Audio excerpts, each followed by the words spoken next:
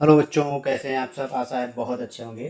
चलिए, आज मैं मैथ का एक चैप्टर शुरू करने जा रहा हूँ जिसका नाम है ज्योमेट्री। इसमें हम लोग पढ़ेंगे बेटा लाइन और एंगल्स क्या होते हैं इसके बारे में। तो सबसे पहले मैं पढ़ने जा रहा हूँ पॉइंट। पॉइंट के बारे में क्या होता है, देखो बच्चों, पॉइंट जो होता है एक टाइप का सर्कल होता है। ना तो उसकी कोई रेडियस होती है, ना ही लेंथ होती है, ना ही हाइट होती है। इसे कहते हैं पॉइंट। जैसे हमने ये पॉइंट बनाया है, दैट इज पॉइंट। इसका एक नाम भी दे सकते हैं, जैसे ए पॉइंट है ये। ठीक है। अब बात करेंगे बेटा टाइप्स ऑफ पॉइंट। बेटा टाइप्स ऑफ पॉइंट में पहला पॉइंट कोलिनियर पॉइंट होता है, दूसरा पॉइंट नॉन कोलिनियर पॉइंट होता है। कोलिनियर पॉइंट यानी संरेख बिंदु, नॉन कोलिनियर पॉइंट यानी असंरेख बिंदु। कोलिनियर पॉइंट बेटा वो पॉइंट होते हैं जो, जैसे कि हमने ये एक लाइन बना दी, ठीक। इस लाइन पर कम से कम 3 पॉइंट होने चाहिए, या 3 से ज़्यादा भी हो सकते हैं, लेकिन 3 से कम नहीं। अगर किसी लाइन पर 3 पॉइंट हैं, इसका नाम हमने ए, बी और सी, तो this point are collinear point. ये पॉइंट कोलिनियर पॉइंट बोले जाएंगे। लेकिन ये चीज़ ध्यान रखना, तीनों पॉइंट एक ही लाइन में पड़ने चाहिए, ये इसकी कंडीशन है।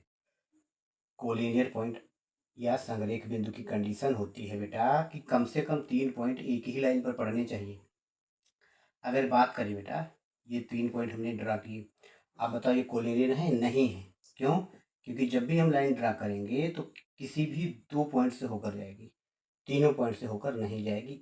इसलिए ये 3 पॉइंट क्या है? कोलिनियर पॉइंट है।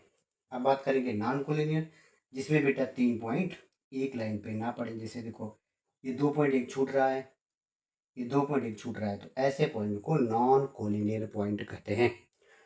बात करते हैं बेटा टाइप्स ऑफ लाइंस, रेखाओं के प्रकार। लाइन बेटा क्या होती है? लाइन एक सिंपल जिसकी एक लेंथ होती है, लेकिन इसमें पॉइंट जो है फिक्स नहीं होते हैं। यहाँ पर इस लाइन को ऐसे बढ़ाया जा सकता है कितनी भी लेंथ की, इस लाइन को इधर कैसे भी बढ़ाया जा सकता है। यानी इसके जो पॉइंट होते हैं दोनों फ्री होते हैं। ठीक है। अब बात करते हैं हम लोग बेटा लाइन सेगमेंट यानी रेखाखंड की। इसमें बेटा एक पॉइंट फिक्स होता है और दूसरा पॉइंट फिक्स नहीं होता है। This is a line, sorry, इसमें दोनों पॉइंट फिक्स होते हैं बेटा। सॉरी, लाइन सेगमेंट है ना, रेखाखंड, रेखा से काटा गया खंड रेखाखंड। जैसे बेटा मान लिया ये एक लाइन है, ठीक। अब यहाँ से हमने ऐसे इसको काट दिया, तो हमारे पास क्या बचेगा? तो हमारे पास ये ऐसे ही लाइन बचेगी। तो इसी लाइन को बेटा लाइन सेगमेंट यानी रेखाखंड बोलते हैं। ठीक है। अब बात करते हैं बेटा रे की। तो रे में एक पॉइंट फिक्स होता है लाइन का और एक फ्री होता है, यानी फिक्स नहीं होता है। ऐसी लाइन को हम लोग रे कहते हैं। तो इसको अगर ड्रा करना, अगर ये ए और बी है, तो इसको हम लोग बेटा ए बी ऐसे हम लोग सिंबल बना सकते हैं, ऐसे बता सकते हैं, शो कर सकते हैं। अगर ये ए और बी है तो बेटा ए और बी को ऐसे शो कर सकते हैं। इससे ये डिनोट होता है ये लाइन सेगमेंट है, और इससे ये डिनोट होता है ये लाइन है। अब बात करते हैं ये और ये, तो बेटा इससे को हम ऐसे शो कर सकते हैं। ठीक है बच्चों, चलिए आगे देखते हैं।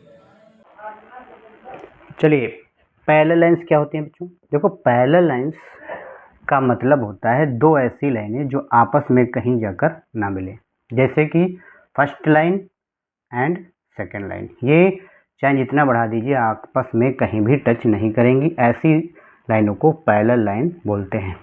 और चाहे ऐसे ये आपस में कहीं नहीं मिलेंगी, तो इन लाइनों को बेटा पैरेलल लाइन बोला जाता है। ठीक है। जैसे रेलवे की जो पटरी है ये पैरेलल है, क्योंकि ये आगे जाकर के कभी एक दूसरे को टच नहीं करती हैं। अगर हम बात करें ये और ये, तो ये पैरेलल नहीं बोली जाएंगी। तो पैरेलल कौन सी लाइन बोली जाएंगी? ये वाली और ये वाली। बात करें बेटा हॉरिजॉन्टल लाइन। हॉरिजॉन्टल का मतलब बेटा सीधी लाइन होती है। एक सीधी लाइन लेफ्ट से राइट में जाए या राइट से लेफ्ट में खींची गई लाइन को हॉरिजॉन्टल लाइन बोलते हैं। ठीक है। वर्टिकल लाइन ऊपर से नीचे खींची गई लाइन या नीचे से ऊपर खींची गई लाइन को कहते हैं वर्टिकल लाइन। परपेंडिकुलर लाइन बेटा एक लाइन जिस पर दूसरी लाइन 90 डिग्री पे कट करती है, तो ऐसी लाइन को बेटा परपेंडिकुलर लाइन बोलते हैं। अगर ये एक लाइन है ए बी, इस पर एक्स वाई कोई परपेंडिकुलर है, तो ऐसे बेटा इसको हम लिख सकते हैं A B perpendicular x Y. ठीक है बच्चों। नेक्स्ट है ट्रांसवर्स लाइन। इसमें बेटा दो लाइन होती हैं, एक तीसरी लाइन इसको कट करती है। ये एल लाइन है, ये एम है, और ये एन लाइन बोल सकते हो। इसको कट करेगी तो यहाँ पर बेटा एंगल्स बन जाएंगे 1 2 3 4 5 6 7 और 8। तो ट्रांसवर्स लाइन कौन सी है? ये लाइन बोली जाती है। तो इसका फिगर इस टाइप में होता है।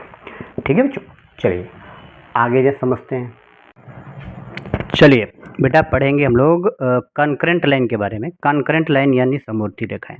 बेटा कम से कम 3 लाइनें, इससे ज़्यादा भी हो सकती हैं, अगर किसी पॉइंट से होकर गुजरती हैं तो उन लाइनों को कॉन्करेंट लाइन कहते हैं। जैसे कोई ए पॉइंट है, इसका नाम ए है, यहाँ से 3 लाइनें निकलती हैं, 1 2 और 3। देखो फिर से समझो, 1 2 और 3, ये एक पॉइंट। ठीक है, तो कम से कम 3 लाइनें जो एक ही पॉइंट से होकर निकलती हैं, उन लाइनों को बेटा कॉन्करेंट लाइन या समवर्ती रेखा बोलते हैं। ठीक है। अब बट इंटरसेक्टिंग लाइन क्या होता है बेटा? इंटरसेक्टिंग ऐसी 2 लाइनें, कम से कम 2 लाइनें जो एक दूसरे को कट करती हों, उन्हें इंटरसेक्टिंग या प्रतिच्छेदी रेखाएं बोलते हैं। ठीक है, कुछ इंपॉर्टेंट्स इसमें पॉइंट्स हैं, वो हम समझेंगे। अगर आपको ऐसा फिगर बना हुआ नज़र आ जाए, ए ई एक लाइन है, एक बी एफ लाइन है, एक है सी जी और एक है डी एच, किन्हीं 2 लाइनों को कट कर रही हैं। कट करने के पॉइंट ए बी और सी है इस पर, और इस पर पी क्यू आर हैं। तो इनका एक रिलेशन होता है जो हमने यहाँ पर दिया है। पहला relation A ratio B ratio C का रिलेशन होगा P ratio Q ratio R. दूसरा relation A upon A plus B plus C equal to होता है P upon P plus Q plus R. चलिए कल का जो टॉपिक होगा बच्चों, वो होगा कोण, कोणों के प्रकार, एंगल, टाइप्स ऑफ एंगल। ये हम लोग कल के लेक्चर में पढ़ेंगे बच्चों। देखो सबसे पहले भाई, ये मेरा चैनल है आशीर्वाद क्लासेस लखनऊ, इसको सब्सक्राइब जरूर कर लेना, जो भी हमारे चैनल पर नए जुड़ रहे हो, और जो पुराने हो भाई शेयर जरूर कर देना सभी लोग। ठीक है, प्लीज़ लाइक एंड सब्सक्राइब। तो अगर वीडियो अच्छा लग रहा हो तो शेयर जरूर करना भाई। ठीक है, आपसे प्रार्थना है। Thank you.